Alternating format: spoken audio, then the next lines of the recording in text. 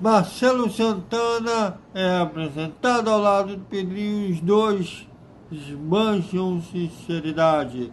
Vamos falar sobre isso após a vinheta.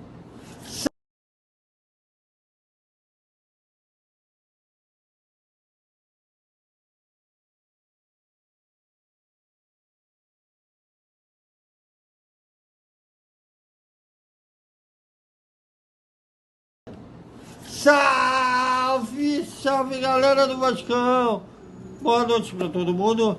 E domingo a bola rola aí como rola no Beira Rio, Vasco e Internacional. Aliás, Internacional e Vasco, o Inter, que é o mandante do jogo, é o reencontro, inclusive, da torcida colorada com o time, já que devido ao desastre natural que teve lá em Porto Alegre, o Inter não estava podendo, nem o Inter nem o Grêmio estava podendo mandar jogos em casa. Agora eles vão poder mandar os jogos lá dentro da sua cidade e rever a torcida colorada, rever o time. Bom, e hoje foi a apresentação do Marcelo Santana como diretor de futebol. A gente não pôde estar lá, infelizmente a gente não pôde, e ele foi apresentado ao lado do Pedrinho. Ele vai reportar justamente ao Pedrinho, ele e o diretor de futebol, Felipe Loureiro, e esbanjaram sinceridade, os dois. Eles foram questionados sobre a janela do meio do ano.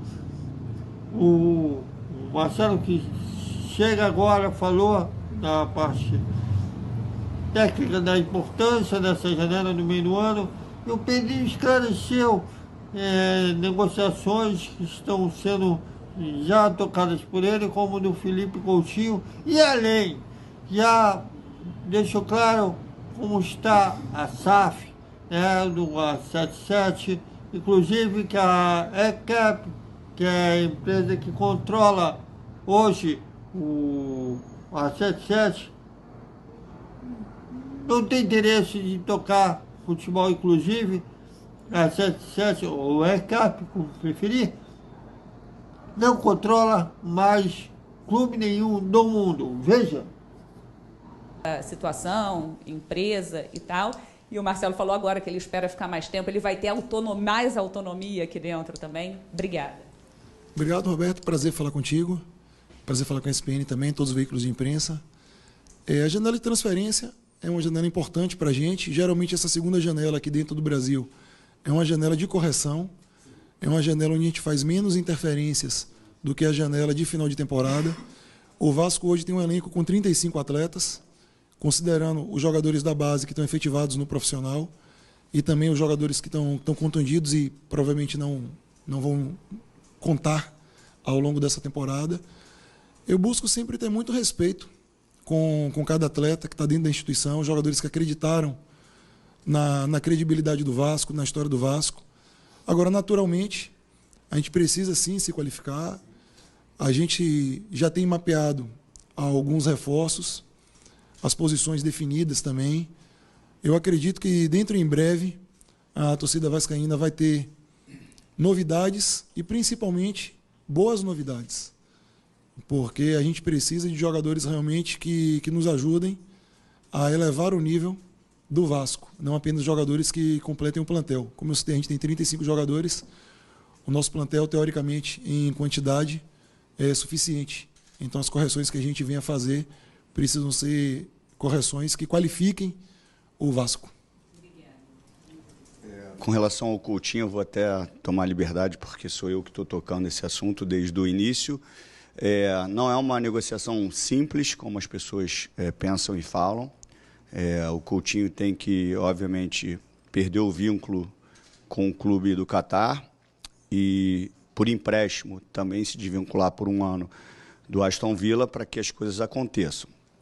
As propostas e os ajustes, eles são feitos de ambas as partes. É lógico que todo mundo está muito ansioso, inclusive eu, para que isso aconteça o mais rápido possível. A gente espera e confia muito que o final vai ser feliz, mas essa burocracia ela é chata e demorada e não é culpa de ninguém, faz parte do processo, porque são muitos aspectos que têm que ser resolvidos. Mas é óbvio que é o objetivo principal da gestão. Com relação ao sócio, eu acho que eu vou matar muito a pergunta que todo mundo queria fazer, porque tu já fez, então a gente já vai de vez. Eu fui informado que é 777, e é até bom falar para assim, dar um ponto final no que é a relação 777 e Vasco. E também foi questionado sobre investimento na janela do meio do ano e sobre o treinador. Não vai procurar outro treinador? Vai efetivar o Rafael Paiva? Tanto o Marcelo quanto o Pedrinho responderam essa questão. Vejam. Janela, o que o Vasco vai conseguir fazer com o que tem e o que você espera assim, para conseguir equilibrar e trazer investimento para o Vasco? Tá, eu posso responder primeiro? Começa, presidente. A questão da estabilidade financeira e jurídica é porque, como a gente já tinha antecipado esse movimento, nós vamos fazer uma operação que está dentro do planejamento, que já, se nós não tivéssemos no controle, de repente nem os salários em dia eles estariam. Nós já fizemos alguns pagamentos de luvas de alguns atletas atrasados, nós já estamos entrando em contato com alguns empresários, e seria até bom você conversar, não só você, mas muita gente conversar com os empresários para saber a realidade do que era a conduta e do que era feito. Porque parece que a gente fala que é balela, porque o que foi passado para as pessoas não era verdadeiro. Não eram informações verdadeiras. Então, essa operação, obviamente, ela já está definida através de investimentos para que a gente possa, obviamente, honrar os compromissos até o final da temporada e aí sim, dependendo do que vai acontecer com a ICAP, né, dessa relação, ter um ano com muito mais tranquilidade, uma próxima temporada com muito mais tranquilidade financeira. É isso, galera. Eu sei que foram muitos assuntos lá na coletiva, mas a gente não tem recursos ainda para fazer um vídeo enorme da coletiva, então a gente tem que dividir. E não, no Desperta Vascaíno será o segundo tempo da coletiva de hoje, na verdade, que amanhã será ontem. E ainda vai ficar faltando algumas coisas, né, já que o espaço é curto. Mas olha, foi uma entrevista que os dois foram, posso dizer, transparentes, né, mostrando a realidade, né, para o torcedor. Não jogaram aquela famosa bravata que tinha o ex-presidente já falecido, era um rei da bravata. Foram sinceros e que o torcedor vascaíno realmente pode esperar nessa janela do meio do ano.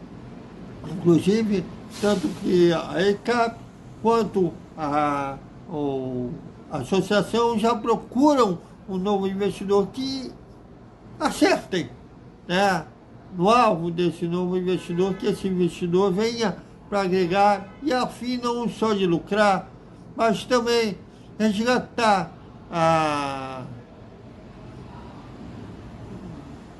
o Vasco da Gama, né,